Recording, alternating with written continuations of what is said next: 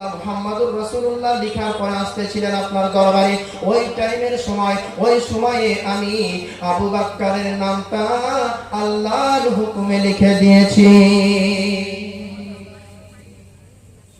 কারণ হযরত আদম আলাইহিস সালামকে আল্লাহ পাক দুনিয়ার বুকে যখন পাঠালেন, পাঠানোর সময় হযরত আদম আলাইহিস সালাম আল্লাহর দরবারে ফরিয়াদ করে বলতেছেন, আয় রব্বুল আলামিন, আমি যে ভুল করেছি মাওলা গো, আমাকে ক্ষমা করবেন, মুহাম্মাদের ওসিলা দিয়ে আপনার কাছে ক্ষমা চাইতেছি। আল্লাহ রাব্বুল আলামিন বলতেছে, হে আমার আদম পয়গম্বর, তুমি কি করে জানলে মুহাম্মদকে, কি করে চিনলে? বলতেছে, আয় রব্বুল আলামিন, আপনি যখন আমাকে সৃষ্টি করলেন, সৃষ্টি করার পরে আমার অন্তরের ভিতরে যখন রূহখানা দিলেন, রূহখানা দেওয়ার পরে আমি আরশে আজিমের উপর তাকিয়ে দেখলাম, আরশে আজিমের সমস্ত জায়গাতে নবী মুহাম্মাদের নাম আল্লাহর সঙ্গে লিপিবদ্ধ আছে। আমার দয়ার নবী মুস্তাফা, মায়ার নবী মুস্তাফা সাল্লাল্লাহু তাআলা আলাইহি ওয়াসাল্লাম তিনটা জিনিস বেশি পছন্দ করতেন। প্রথম নাম্বার হলো খুশবু, দ্বিতীয় নাম্বার হলো মহিলা, তৃতীয় নাম্বার হলো নামাজ। আমার দয়ার নবী মুস্তাফা সাল্লাল্লাহু আলাইহি ওয়াসাল্লাম খুশবু বেশি পছন্দ করতেন। তার জন্য আমরা আতর ব্যবহার করি, সেন্ট ব্যবহার করি, খুশবু ব্যবহার করি। এই খুশবু ব্যবহার করা নবী মুস্তাফার সুন্নাত এবং সাহাবী রাসূলদের সুন্নাত। আমার দয়ার নবী মুস্তাফা সাল্লাল্লাহু তাআলা আলাইহি ওয়াসাল্লাম আপনার হযরতে আনাস রাদিয়াল্লাহু তাআলা আনহুর বাড়িতে আরাম করতেছেন। এমন তো অবস্থায় হযরতে আনাস রাদিয়াল্লাহু তাআলা আনহুর আম্মা জান, তিনার আম্মা জান হযরতে উম্মে সুলাইম রাদিয়াল্লাহু তাআলা আনহা, তিনি আপনার দেখতেছেন আমার দয়ার নবী মুস্তাফা, দয়ার নবী মুস্তাফা সাল্লাল্লাহু তাআলা আলাইহি ওয়াসাল্লামের শরীর মুবারক থেকে ঘাম ঝরতেছে, শরীর মুবারক থেকে আমার নবী মুস্তাফার ঘাম ঝরতেছে। আপনার ওই ঘাম হযরতে সুলাইম রাদিয়াল্লাহু তাআলা আনহা আপনার একটা পাত্রের মধ্যে তিনি রাখতেছেন। হযরতে নবী মুস্তাফা সাল্লাল্লাহু আলাইহি ওয়াসাল্লাম আপনার আরামে ছিলেন, যখন জেগে গেলেন, জেগে যাওয়ার পরে বলতেছেন হযরতে সুলাইম রাদিয়াল্লাহু তাআলা আনহাকে, এ সুলাইম, তুমি আমার এই ঘাম নিয়ে তুমি কি করবে? হযরতে নবী মুস্তাফা সাল্লাল্লাহু আলাইহি ওয়াসাল্লামকে হযরতে আনাস রাদিয়াল্লাহু তাআলা আনহুর আম্মা জান তিনি বলতেছেন, ও নবী গো, আপনার ঘাম মোবারক মুশকে আম্বারের চাইতে খুশবুদার, আপনার ঘাম মোবারকটা এত সুগন্ধ, আপনি যে রাস্তা দিয়ে যান, আপনি যে জায়গা দিয়ে যান, ওই জায়গা খুশবুতে খুশবু হয়ে যায়। ইয়া রাসূলুল্লাহ, ইয়া হাবিবাল্লাহ, নবী গো, তার জন্য আমি ওই আপনার ওই ঘাম মুবারকটা আমি পাত্রের মধ্যে রাখতেছি, কারণ এই ঘামটাকে আমি আতর বানাবো, আতর বানিয়ে আমি ব্যবহার করব।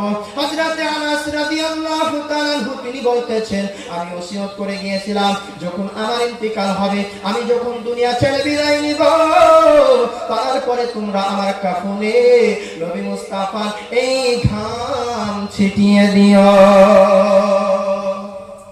মহব্বতে বলুন সুবহানাল্লাহ। নবী মুস্তাফা সাল্লাল্লাহু আলাইহি ওয়াসাল্লাম দ্বিতীয় নাম্বার হলো আপনার মহিলাকে বেশি ভালোবাসতেন। আজ মুসলমান বাজি ভাই আমার, আপনাদেরকে কিছু কথা বলে যায়, যখন নবী মুস্তাফা পৃথিবীর বুকে আগমন ঘটাননি, পৃথিবীর বুকে আসেননি, তার পূর্বে মহিলাদের সম্মান দিত না, মহিলাদের আপনার সেই মর্যাদা দিত না, মহিলাদের ইজ্জত সম্মান রাখতো না, কারণ সে জাহিলিয়াতের যুগে মহিলাদেরকে আপনার জীবন্ত মানুষ আপনার জমিনের মধ্যে দাফন করে দিত, জীবন্ত মানুষকে, ছোট মেয়েদেরকে আগুনের মধ্যে ফেলে দিত, তেলের মধ্যে ছেড়ে দিত। আমার দয়ার নবী মুস্তাফা, মায়ের নবী মুস্তাফা সাল্লাল্লাহু তাআলা আলাইহি ওয়াসাল্লাম যখন পৃথিবীর বুকে ভূমিষ্ঠ হলেন, ভূমিষ্ঠ হওয়ার পরে আমার নবী মুস্তাফা ওই মহিলার সম্মান বাড়িয়ে দিলেন, যাও সমগ্র জগতের প্রত্যেকটা সন্তানদের পায়ে, প্রত্যেকটা সন্তানদের ওই মায়ের কদমে জান্নাত। এই নবী মুস্তাফা এই মহিলার সম্মান বাড়িয়ে দিলেন। এই মহিলার সম্মান ছিল না, তার জন্য আমার নবী বেশি মহিলাদেরকে ভালোবাসতেন। দ্বিতীয় নাম্বার হলো নামাজ। বাবা, তৃতীয় নাম্বার নামাজ। আমার নবী মুস্তাফা নামাজ পড়তে বেশি ভালোবাসতেন। রাদিয়াল্লাহু তাআলা আনহু তিনি একটি হাদিস বর্ণনা করছেন, আন-নাসু মাউতা ওয়াল আহলুল ইলমি আহইয়াউন। বলতেছেন যারা ইলমে দ্বীনের জ্ঞান অর্জন করলো তারা হলো জীবিত, আর যারা ইলমে দ্বীনের জ্ঞান অর্জন করলো না তারা হলো মুর্দা। আমরা সকলেই জানি আমাদের সকলকে ইলমে দ্বীন হাসিল করার প্রয়োজন আছে, আসলে নাই বাবজি? প্রত্যেকটা পুরুষ এবং মহিলাকে ইলমে দ্বীনের জ্ঞান অর্জন করা ফরজ রয়েছে। প্রত্যেকটা পুরুষ এবং মহিলাকে কোন ইলমে দ্বীনের জ্ঞান, কোরআন শিক্ষার কথা বলি, হাদিস শিক্ষার কথা বলি, শরীয়তের শিক্ষার কথা বলি, এই আহকাম আরকানের কথা বলি। আজ মুসলমান কোরআন শিক্ষা ছেড়ে দিয়েছে। আজ মুসলমান নামাজ কিভাবে পড়বে বুঝে না, রোজা কিভাবে করবে বুঝে না। যে দয়ার নবী মুস্তাফা আপনারা বলে গেলেন, পৃথিবীর বুকে যারা তোমরা নিজেকে বড় মনে করতেছো তোমরা বড় হতে পারবে না, কারণ আমার দয়ার নবী মুস্তাফা বলেছেন, খায়রুকুম মান তাআল্লামাল কুরআন ওয়া আল্লামাহু। ওই ব্যক্তি হলো সবচাইতে উত্তম, ওই ব্যক্তি মানুষের নিকটে সমস্ত মানুষের চাইতে অতি উত্তম মর্যাদাশীল ব্যক্তি, যে ব্যক্তি কোরআন শিখলো এবং অপরকে কোরআনের শিক্ষা দিল, সেই হলো সমস্ত মানুষের চাইতে উত্তম ব্যক্তি। আমার দয়ার নবী মুস্তাফা, মায়ের নবী মুস্তাফা সাল্লাল্লাহু তাআলা আলাইহি ওয়াসাল্লাম আজ আপনাদেরকে শুনিয়ে যায়, একজন ইহুদি তার সন্তানকে শিক্ষা দিচ্ছে, বলতেছে শোনো বাবা, এই মক্কা মদিনার বুকে একজন মুহাম্মদ নামে আসতেছে। এই মুহাম্মদ নাকি ইসলাম ধর্ম গ্রহণ করার জন্য দাঁড়ে দাঁড়ে যায়। এই মুহাম্মদকে তোমরা চিনে রাখো, এই মুহাম্মাদের তোমরা সম্মান করিও না, এই মুহাম্মাদের তোমরা গুস্তাখি করবা। তার সন্তান ইহুদি তার নিজস্ব চোখের মনি তারা ছেলেকে শিক্ষা দিচ্ছে, বলতেছে বাবা মুহাম্মাদের তোমরা গুস্তাখি করবে, মুহাম্মাদের তোমরা ক্ষতি করবে। এইভাবে ওই সন্তান মুহাম্মাদের ক্ষতি করার জন্য রাস্তার মাঝে আপনার দাঁড়িয়ে রয়েছে।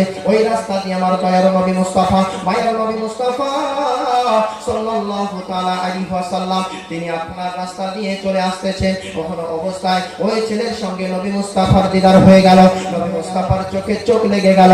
লাগার পরে ওই সন্তান যে পিতা শাহে মদিনা গোয়ামার শাহে মদিনা, শাহে মদিনা গোয়ামার শাহে মদিনা কে রহমতে রহমতে রহমতে ও নূরে তুমি খজানা, শাহে মদিনা গোয়ামার শাহে মদিনা, শাহে মদিনা গোয়ামার শাহে মদিনা। মোহাম্মত বলুন সুবহানাল্লাহ। ও নবী পাথরে নবী বৃক্ষ এসে আপনাকে সিজদা করে যায়, ও নবী বৃক্ষ এসে তোমায় সিজদা করে যায়। হাতের মুঠোয় পাথরে কালেমা পড়ে শোনায়, হাতের মুঠোয় পাথরে কালেমা পড়ে শোনায়। ও নবী তোমার ইশারায়, ও নবী তোমার ইশারায়, ও নবী তোমার ইশারায় হল চন্দ্র দুখানা, শাহে মদিনা গোয়ামার শাহে মদিনা, শাহে মদিনা গোয়ামার শাহে মদিনা কে রহমতে রহমতে রহমতে ও নূরে তুমি খজানা, শাহে মদিনা গোয়ামার শাহে মদিনা, শাহে মদিনা গোয়ামার শাহে মদিনা। মোহাম্মতে বলুন ইয়া রাসূলুল্লাহ। আমার দয়ার নবী মুস্তাফা, মায়ের নবী মুস্তাফা সাল্লাল্লাহু আলাইহি ওয়াসাল্লাম কে দেখার জন্য ছেলেটা অসুখ ধরে গিয়েছে। তার বাবাকে যখন বললেন, বলার পরে তার বাবা বলতেছে ঠিক আছে যাও, আমাকে যদি এই ধর্ম ছেড়ে অন্য ধর্ম করতে হয় করব, কিন্তু বাবা তোমার এই ওসিয়তটা পুরা করব। সেই ইহুদি ব্যক্তি নবী মুস্তাফার নিকটে চলে গেলেন। যাওয়ার পরে আমার দয়ার নবী মুস্তাফা সাল্লাল্লাহু আলাইহি ওয়াসাল্লামকে ডাক দিলেন, মুহাম্মদ আরবি বলে ডাক দিলেন। নবী আমার বাড়ি আসলেন, আসার পরে সেই ব্যক্তিকে উত্তর বললেন, কি বলছেন বলেন? আমি হলাম মুহাম্মদ। এমন ভাবে মুস্কুরাচ্ছেন, এমন ভাবে হাসছেন, এমন ভাবে হাসি দিলেন, ওই ইহুদি ব্যক্তির অন্তরটা আপনার গলে গেল, মনের মতন গলে গেল। তারপরে সমস্ত ঘটনা যখন বললেন, এইরকম ভাবে আমার সন্তান, আমার ছেলে আপনার অসুখে পাগল হয়ে গিয়েছে, দিবানা হয়ে গিয়েছে, তাড়াতাড়ি আপনি আমার বাড়ি আসুন। নবী মুস্তাফা সাহাবীদেরকে নিয়ে আপনার চলতে আরম্ভ করলেন। ওই বাড়িতে যাওয়ার পরে আপনার ওই বাচ্চাটা, ওই ছেলেটা, ইহুদির সন্তান, তার জানটা আপনার অর্ধেক বেরিয়ে যাচ্ছে, অর্ধেক জানটা আপনার বেরিয়ে যায়, আবার জানটা ফিরে আসে। আমার নবী মুস্তাফা ওর বাড়িতে পৌঁছে গেলেন। পৌঁছে যাওয়ার পরে তার বাবা বলতেছে, আমার ছেলে শোনো আমার কলেজার টুকরা, এই দেখো মুহাম্মদকে ডেকে নিয়ে চলে এসেছি, এই দেখো মুহাম্মদ তোমার সন্নিকটে উপস্থিত হয়ে গিয়েছে। এই সন্তানকে বলার পরে ওই ছেলের জান আবার জীবিত ফিরে আসলো। আসার পরে নবী মুস্তাফাকে বলতেছেন, ইয়া রাসূলুল্লাহ, ইয়া হাবিবাল্লাহ, নবী গো, আপনাকে আমি কত গুস্তাখি করার জন্য রাস্তায় দাঁড়িয়েছিলাম, নবী গো, আপনাকে দেখার পরে আমার অন্তরে আপনার ভালোবাসা চলে এসেছে, আপনার অসুখে আমি পাগল হয়ে গেছি, আপনার দিওয়ানা হয়ে গেছি। ইয়া নবী, আপনি আমাকে মুসলমান বানিয়ে নিন।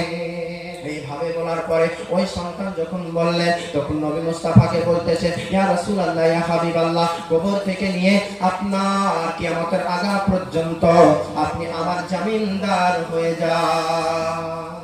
পৃথিবীর বুকে মানুষ ইন্তিকাল করার পরে মুমিন ব্যক্তি যদি হয়, আপনার কবর আলামে বারজাখের পরে আপনার ইল্লিনের মধ্যে রাখা হয় তার রূহটাকে। আর ওই ব্যক্তি যদি আপনার পৃথিবীর বুকে আপনার কাফের অবস্থায় ইন্তিকাল করে, তার আলামে বারজাখে তার শরীরটা পড়ে থাকবে, কিন্তু তার রূহটা থাকবে সিজ্জিনে, অর্থাৎ জাহান্নামে থাকবে।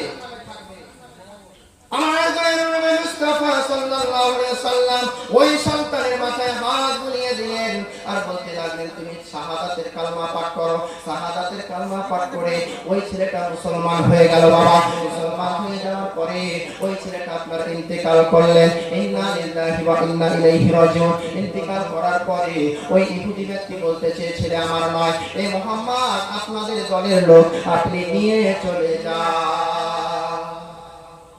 নবী মুস্তাফা ওই ছেলেকে আপনার নিয়ে চলে গেলেন। যাওয়ার পরে সুন্দরভাবে গোসল করালেন। গোসল করার পরে কাফন দিলেন। কাফন দেওয়ার পরে জানাজা পড়বেন। তার পূর্বে আপনার মানুষ যেভাবে দেখে, দেখতে যাচ্ছেন, তো যখন ওই কাফনের মুখটা খুললো, খোলার পরে দেখতেছে তার আপনার চেহারা বাবা, তার চেহারাতে আপনার চন্দ্রের মতন চেহারা জ্বলতেছে, আর মুখে আপনার মুস্কুরাচ্ছে, হাসি মারছে। তো সবাই বলতেছে, এর ব্যক্তি, এই ছেলেটা ইহুদি ছিল, এখন মুসলমান হয়ে গিয়েছে, কারণ নবী জামিনদার হয়েছে, তার জন্য তার চেহারায় উজ্জ্বলতা হয়ে গেছে। আমার দয়াল নবী মুস্তাফা আপনার জানাজা পড়লেন। জানাজা পড়ার পরে বলতেছেন, এমন অবস্থায় ওই সময় আল্লাহ পাকের ফেরেশতা এমন ভাবে ওই ব্যক্তির জন্য পৃথিবীর জমিনে এসেছিলেন, বলতেছে তারা পা রাখার মতন জায়গাও ছিল না। দয়াল নবী মুস্তাফা, মায়ার নবী মুস্তাফা সাল্লাল্লাহু আলাইহি ওয়াসাল্লাম যখন করলেন, কবরে নামলেন। নামার পরে আপনার নবী মুস্তাফা ঘেমে গেলেন, এমন ভাবে ঘেমে গেলেন আপনার উঠে আসতেছে। আমার নবী মুস্তাফা হাসছে, আমার নবী মুস্তাফা হাসছে। সাহাবীরা কি করছেন, ইয়া রাসূলুল্লাহ, ইয়া হাবিবাল্লাহ, নবী গো, আপনি হাসছেন, তার কারণটা কি? নবী মুস্তাফা বলতেছে, ও আমার সাহাবী বর্গরা শোনো, এই আমি যখন কবরের মধ্যে যখন নামলাম, এই ব্যক্তির লাশটাকে নিয়ে যখন কবরের মধ্যে নামলাম, আমি দেখলাম ওই কবরের মধ্যে জান্নাতি হুর উপস্থিত হয়ে গিয়েছে, জান্নাতি লিবাস নিয়ে উপস্থিত হয়ে গিয়েছে, জান্নাতি খুশবু নিয়ে উপস্থিত হয়ে গিয়েছে। কারণ তারা জেনে নিয়েছে যখন আমি তার জামিনদার হয়ে গিয়েছি। বলতেছে, বেরাদার মুসলিমিনে কেরাম, তাহলে দেখো, যে ব্যক্তি নামাজ পড়লো না, রোজা রাখলো না, হজ করলো না, নবীর মহব্বতে জান্নাতের হকদার হয়ে গেল।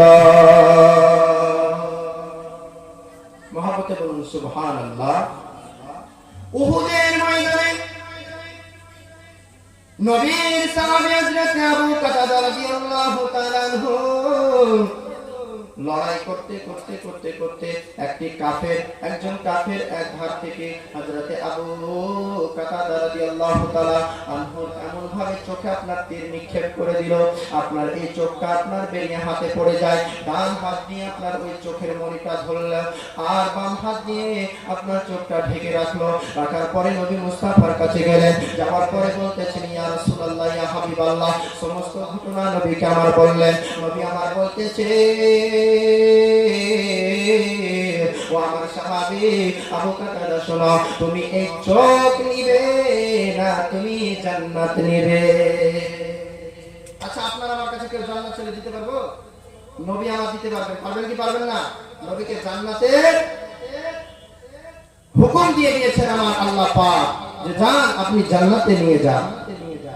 নবী মুস্তাফা বললেন, ও আমার সাহাবী, তুমি শোনো, তুমি জান্নাত নিবে না চোখ নিবে? তখন আমার দয়ার নবী মুস্তাফা সাল্লাল্লাহু তাআলা আলাইহি ওয়াসাল্লাম বলতেছে, তাহলে শোনো, আমার তরফ থেকে তোমাকে জান্নাত দিয়ে দিলাম, আমি তোমার মার্জিতে তোমার তরফ থেকে আমি তোমার চোখটাকে আমি ঠিক করে দিলাম। নবী মুস্তাফা থুতু মুবারক নিলেন এবং ওই মণিটা নেওয়ার পরে চোখে আপনার থুতু দিয়ে লাগিয়ে দিলেন। লাগানোর পরে হযরত আবু কাতাদা রাদিয়াল্লাহু তাআলা আনহু আগে যেভাবে দেখতেন তার চাইতে এখন তার চোখে জ্যোতি ডবল বেড়ে গেল।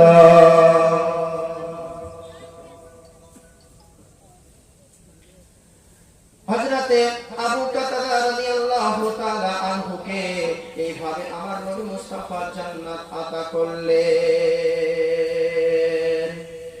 তো যাই হোক, বক্তব্য লম্বা চড়া করছি না।